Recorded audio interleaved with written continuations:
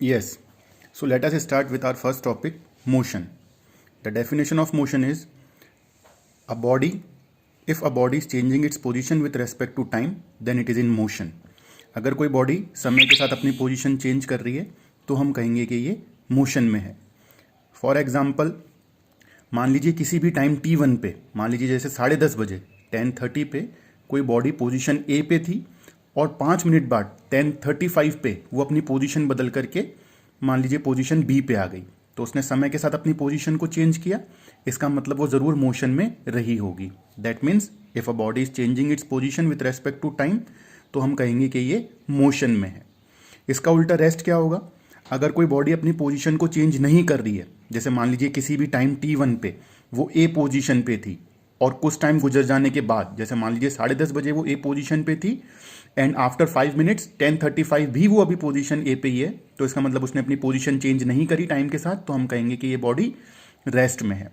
तो if a body is changing its position with respect to time then it is in motion. If a body is not changing its position at all with respect to time, then it is in rest. Now let us see about the fast motion and slow motion. अब ये fast motion और slow motion क्या होता है? It is more than technical term, it is the part of the common sense. कब आप कहेंगे कोई बॉडी फास्ट मोशन में है, कोई बॉडी स्लो मोशन में है? तो अगर कोई बॉडी बहुत छोटे इंटरवल के टाइम में बहुत ज़्यादा डिस्टेंस कवर कर लेती है, मान लीजिए उसने 10 किलोमीटर की डिस्टेंस कवर कर ली विद इन 15 मिनट्स, तो हम कहेंगे कि हाँ ये बॉडी फास्ट मोशन में. और अगर 10 मिनट्स में कवर कर ली 10 किलोमीटर की इस डिस्टेंस को, या मान लीजिए 10 किलोमीटर की डिस्टेंस को 20 मिनट्स में, 25 मिनट्स में, अकॉर्डिंग टू कॉमन सेंस कम समय में अगर उसने 10 किलोमीटर कवर कर लिया तो हम कहेंगे कि इसकी स्पीड फास्ट है. But if a body covers small amount of distance only in a large interval of time, मान लीजिए उसको 10 किलोमीटर की डिस्टेंस कवर करने में रेगुलर रन के बाद भी 5 आवर्स लग गए, तो हम कहेंगे कि ये बॉडी जो है वो स्लो मोशन में है. तो स्लो मोशन और फास्ट मोशन में होना मोर देन टेक्निकल टर्म्स, ये जो है कॉमन सेंस की टर्म्स है. अगर बॉडी लार्ज अमाउंट कवर कर लेती है छोटे इंटरवल ऑफ टाइम में तो वो तभी पॉसिबल है जब उसकी स्पीड फास्ट रही है, उसका मोशन फास्ट रहा हो. और अगर कोई बॉडी कम डिस्टेंस कवर करती है जबकि टाइम ज़्यादा लेती है तो वो तभी पॉसिबल है जब उसका स्पीड, उसकी मोशन कम रहा हो.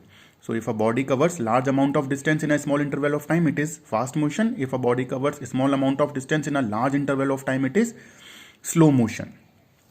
Fast motion and slow motion, that is not in your part of syllabus, but just for your knowledge you must know that fast motion is what and slow motion is what. Now let us move to the further topic, uniform motion and non-uniform motion. Uniform motion, it's simple. If body covers equal distance in equal interval of time, अगर कोई body equal distance cover करती है equal interval of time में तो हम कहेंगे कि uniform motion में. जैसे ये ग्राफ यहाँ पे दे रखा है, मान लीजिए 0 से स्टार्ट होती है कोई बॉडी, ये 10 kilometre, this is 20 kilometre, 30 kilometre, 40 and 50 kilometre. So that distance interval is 10 kilometre. दूरी का जो अंतराल है वो कितना है, दूरी की जो डिफरेंस है वो कितना है, 10 किलोमीटर्स. मान लीजिए फर्स्ट 10 किलोमीटर वो 10 मिनट्स में कवर करता है, अगले 10 किलोमीटर भी वो 10 मिनट्स में कवर करता है, अगले 10 किलोमीटर भी वो 10 मिनट्स में कवर करता है, अगले 10 किलोमीटर भी 10 मिनट्स में कवर करता है, और so on. That means what is going on here, each and every 10 kilometre the body is covering that distance in 10 minutes only. So the distance interval is also same and the time is also same. यानी हर 10 minute में वो हर 10 kilometre को cover कर रही है. तो हम कहेंगे कि मोशन जो है वो यूनिफॉर्म मोशन है, बॉडी एक जैसी स्पीड से चल रही है, यूनिफॉर्मिटी से चल रही है. That is uniform motion. और जब हम ग्राफ बनाते हैं टाइम और वेलोसिटी के बीच में तो यूनिफॉर्म मोशन का वो हमेशा एक स्ट्रेट लाइन आता है. ये कैसे आता है, ये जब हम क्लास में ग्राफ पढ़ेंगे तब हम उसको देखेंगे. नेक्स्ट, नॉन यूनिफॉर्म मोशन क्या होगा, जस्ट इसका उल्टा. अगर कोई body equal interval of time में इक्वल डिस्टेंस कवर नहीं कर रही है तो हम कहेंगे कि ये नॉन यूनिफॉर्म मोशन में. जैसे मान लीजिए फर्स्ट 10 किलोमीटर इसने 10 मिनट्स में कवर करे, अगले 10 मिनट्स में इसमें सिर्फ 5 किलोमीटर डिस्टेंस कवर करे और ये 15 पे ही आई. अगले 10 मिनट में इसने 15 किलोमीटर डिस्टेंस कवर कर लिया और 15 से ये 30 पे आ गई. यानी 0 से 10 मिनट्स में आई, 10 से 15 किलोमीटर सिर्फ 5 किलोमीटर चली, उसमें इसने 10 मिनट लगा दिए. पहले 10 किलोमीटर चलने में 10 मिनट लिए, अगले 5 किलोमीटर चलने में 10 मिनट लिए. देन 15 टू 30 किलोमीटर यानी 15 किलोमीटर चल के आई 10 मिनट में. अब इसकी स्पीड फास्ट हो गई, यहां इसकी स्पीड स्लो हो गई थी, यहां फास्ट हो गई. फिर 30 टू 30 किलोमीटर यानी 2 ही किलोमीटर चली अगले 10 मिनट में, यानी इसकी स्पीड और भी ज़्यादा स्लो हो गई.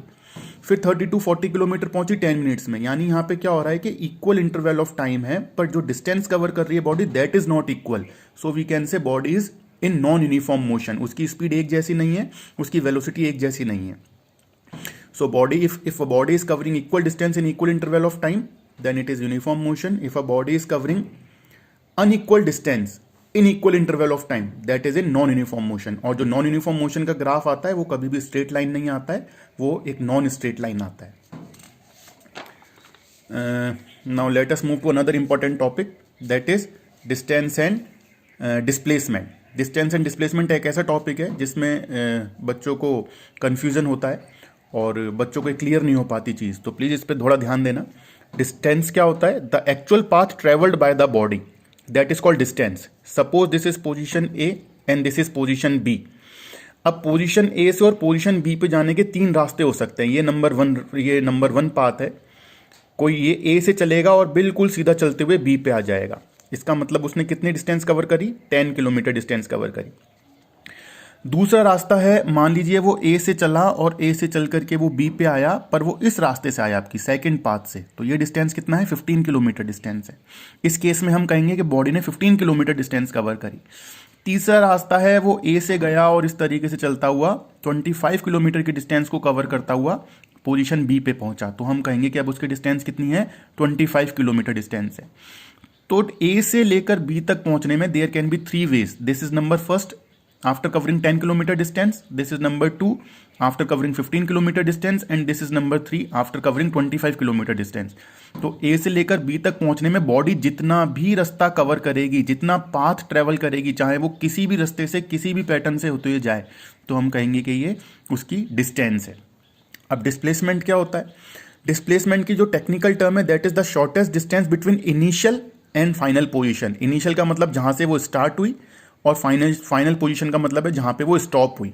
उन दोनों पॉइंट्स के बीच में शॉर्टेस्ट डिस्टेंस, जैसे स्टार्ट यहां पे कहां हुई थी? ए से, तो इनिशियल पॉइंट क्या हो गया? ए। और यहां पे कहां स्टॉप हो रही थी? बी। तो फाइनल पॉइंट कौन सा हो गया? फाइनल पोजीशन कौन सी हो गई? बी। तो इनके बीच में शॉर्टेस्ट डिस्टेंस हमको बनानी है, सबसे कम दूरी हमको जो है वो इसमें बनानी है। तो शॉर्टेस्ट डिस्टेंस कौन सी होगी? Shortest distance is always a straight line between initial and final position. किसी भी 2 पॉइंट्स के बीच में शॉर्टेस्ट डिस्टेंस, अगर ए और बी पॉइंट के बीच में आपको शॉर्टेस्ट डिस्टेंस निकालनी है, तो वो हमेशा एक स्ट्रेट लाइन ही हो सकती है, ना सर्कल, ना एलिप्स और कोई भी पैटर्न नहीं। Only straight line is the shortest distance between initial and final position. तो जैसे मान लीजिए केस 1, ए से लेकर बी तक जाने में वो फर्स्ट पाथ से होता हुआ गया, तो कितनी डिस्टेंस ट्रेवल करी? 10 किलोमीटर। डिस्प्लेसमेंट भी कितना होगा? 10 किलोमीटर। क्यों? क्योंकि हमको पता है ए से लेकर बी के बीच में जो स्ट्रेट लाइन है उसकी डिस्टेंस 10 किलोमीटर है। अब अगर वो मान लीजिए सेकंड वाले पाथ से जाता है ए से लेकर बी तक, तो उसकी डिस्टेंस कितनी हुई? एक्चुअल जितना वो चला 15 किलोमीटर, पर डिस्प्लेसमेंट कितना हुआ? अगेन डिस्प्लेसमेंट के लिए हम वापस क्या करेंगे? स्ट्रेट लाइन, तो 10 किलोमीटर। तो फर्स्ट केस में डिस्टेंस 10 किलोमीटर, डिस्प्लेसमेंट भी 10 kilometre. In second case distance 15 kilometre but displacement is 10 kilometre. In third case distance is 25 kilometre but again for the displacement straight line, displacement is 10 kilometre. तो distance 10 हो सकती है, 15 हो सकता है, 25 हो सकता है, तीनों केस के अकॉर्डिंग, पर डिस्प्लेसमेंट हमेशा एक स्ट्रेट लाइन ही रहने वाली है 10 किलोमीटर। अब जैसे यहाँ पे कुछ क्वेश्चंस हैं, हम इसको सॉल्व करते हैं। मान लीजिए ओ से लेकर ए तक कोई बॉडी गई, ए से लेकर बी तक गई और बी से लेकर सी तक गई और फिर सी से लेकर डी तक गई और डी पे जाके स्टॉप हो गई। तो इसके आपको डिस्टेंस बताना है और डिस्प्लेसमेंट बताना है। तो ओ से लेकर डी तक कितना है? 40 किलोमीटर। तो उसका डिस्टेंस कितना हुआ? डिस्टेंस हुआ इसका 40 किलोमीटर। और डिस्प्लेसमेंट भी कितना हुआ? डिस्प्लेसमेंट हुआ इसका 40 किलोमीटर, क्योंकि स्ट्रेट लाइन ये इनिशियल पोजीशन और डी पे जाके वो रुका फाइनल पोजीशन, तो दोनों के बीच में स्ट्रेट लाइन डिस्टेंस कितनी है? 40 किलोमीटर, और डिस्टेंस भी कितना हुआ? 40 किलोमीटर। सेकंड पोजीशन ओ से लेकर सी पर गया 30 किलोमीटर, सी से लेकर एफ पर गया और 30 किलोमीटर, 30 में और 30 जोड़ेंगे तब 60 आएगा, और एफ से लेकर वापस वो डी पे आया, एफ पे स्टॉप नहीं हुआ, डी पे वापस आया।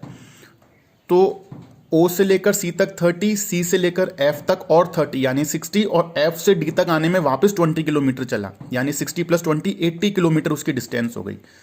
डिस्टेंस कितनी हो गई? 80 किलोमीटर। पर डिस्प्लेसमेंट कितना हुआ? वो इनिशियल पोजीशन कहाँ था? वो और फाइनल पोजीशन कहाँ है, वो डी पे आके स्टॉप हुआ, अगेन स्ट्रेट लाइन डिस्टेंस, तो ओ से डी की डिस्प्लेसमेंट कितनी है 40, तो डिस्प्लेसमेंट हुआ 40 किलोमीटर। अगेन थर्ड केस में देखिए ओ से लेकर जी तक वो गया 70 किलोमीटर और जी पे रुका नहीं, वापस सी पे आया, सी पे आकर के रुका, तो ओ से जी तक जाने में 70 किलोमीटर और जी से सी तक आने में 40 किलोमीटर, तो टोटल कितना हुआ 110 किलोमीटर उसका डिस्टेंस हुआ। पर डिस्प्लेसमेंट कितना हुआ, अगेन स्टार्टिंग पोजीशन कौन सी थी ओ, फाइनल पोजीशन कौन सी है जहां पे आके रुका सी, तो डिस्प्लेसमेंट कितना हुआ स्ट्रेट लाइन 30 किलोमीटर। इसी तरीके से अब आपको फोर्थ का बताना है डिस्टेंस और डिस्प्लेसमेंट और रिप्लाई करना है। Thank you.